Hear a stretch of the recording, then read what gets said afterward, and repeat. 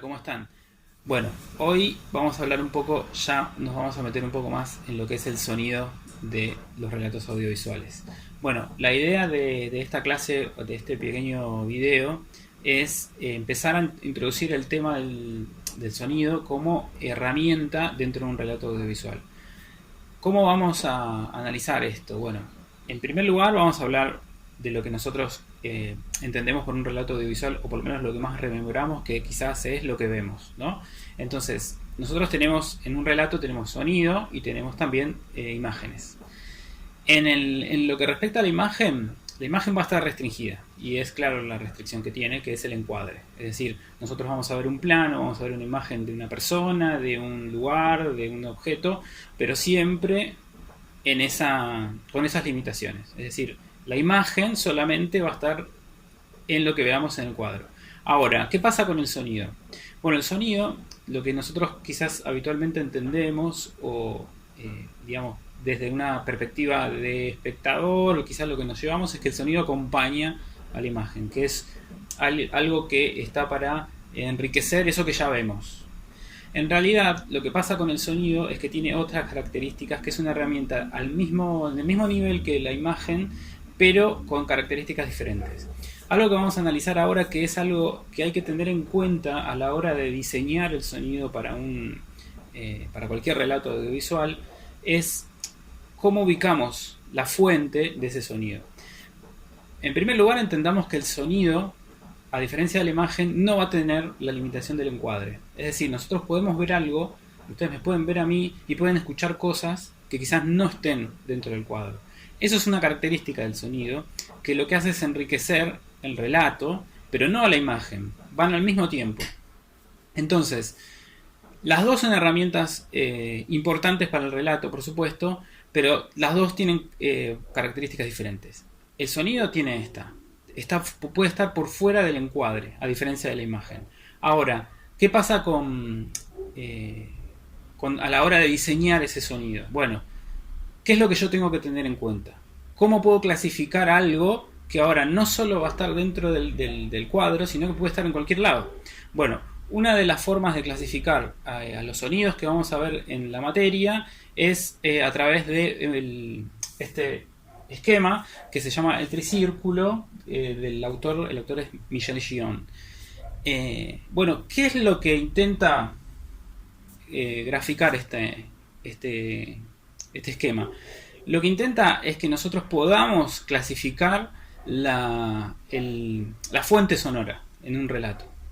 Entonces, por ejemplo, a la hora de diseñar, a la hora de decir, bueno, yo quiero que este relato tenga este sonido o esta banda sonora, lo que tengo que pensar primero es, si agrego algo, es desde dónde surge ese algo, ¿no? Entonces, a través de este esquema lo que vamos a poder es por lo menos entender las posibilidades que tenemos.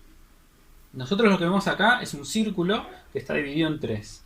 Este círculo tiene una zona a la que vamos a llamar acusmática y otra zona a la que vamos a llamar visible. Esta zona acusmática incluye todo esto hasta acá y esta zona hasta acá. Y la zona visible solamente va a estar en este sector. Entonces, ¿qué significa esto? La zona acusmática es todo aquello que no podemos ver la fuente sonora.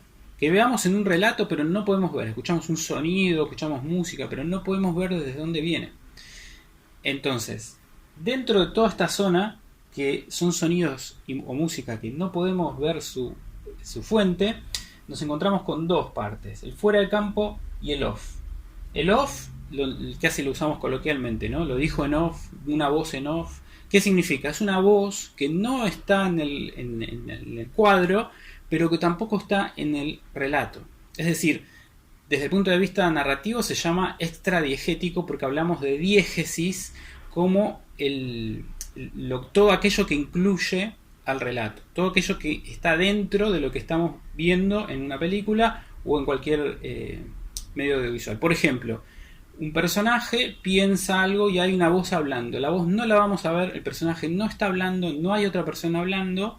Entonces, esa fuente sonora, esa persona que está hablando, no está en el relato, no está al lado del protagonista, no está enfrente, no está en otra habitación, no está. Es una voz que habla, que escuchamos, pero que no vamos a poder ver a la fuente, no vamos a poder ver a la persona que habla, que es la que produce esa voz.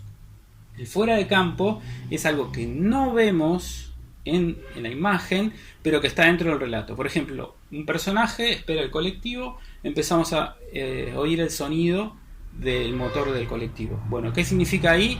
Que ese sonido está llegando y que en algún momento lo vamos a poder ver. Y si no lo podemos ver, seguirá en fuera de campo, pero pertenece al relato. ¿Me explico? ¿Qué pasa con la zona visible? Es todo lo que vemos. Entonces, por ejemplo, un personaje, se le cae algo, suena, vimos que se cayó, vimos que sonó, es la parte, digamos, la zona in de la zona visible, que es la única, digamos, el único porción de zona visible que tenemos, que es el in. ¿Qué pasa cuando un personaje está mirando hacia el mar y solo vemos el rostro y se escuchan las olas? Bueno, es fuera de campo. Sabemos que la fuente sonora no estamos viéndola en el cuadro, pero que está en el mundo del personaje. ¿Qué pasa con el off? Un personaje va caminando, va decidido a hacer algo y escuchamos una música. La música que viene no sabemos de dónde, es la musicalización del relato. Esa música es off, porque nadie está reproduciéndola, no es que pasó alguien con un grabador, no, nada. Es una música que el diseñador sonoro de ese relato la ubicó en ese momento, pero no hay nadie escuchándola en la vida de ese personaje, sino que está por fuera.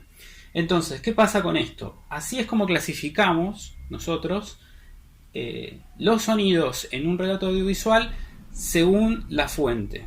Entonces, cuando ustedes hagan el trabajo práctico, ustedes van a pensar sonidos para cada cuadro, para cada imagen. Bien, dentro de los sonidos que piensen o que elijan y que después ubiquen en el trabajo práctico, van a tener que pensar, decir, bueno, a ver, hoy decidiste el sonido para esta imagen, pensar dónde ubicarían ese sonido que eligieron dentro del esquema. Esa es una tarea que solo hay que pensarla, porque a mí lo que me interesa ahora es que elijan un sonido para cada imagen y que tengan en la idea dónde ubicarían ese sonido dentro del esquema. Esto es solo por ahora. Luego esto se va a complejizar y luego, por supuesto, vamos a ir trasladando todas estas ideas a los relatos que vayamos construyendo. Así que bueno, eso es todo por esta clase.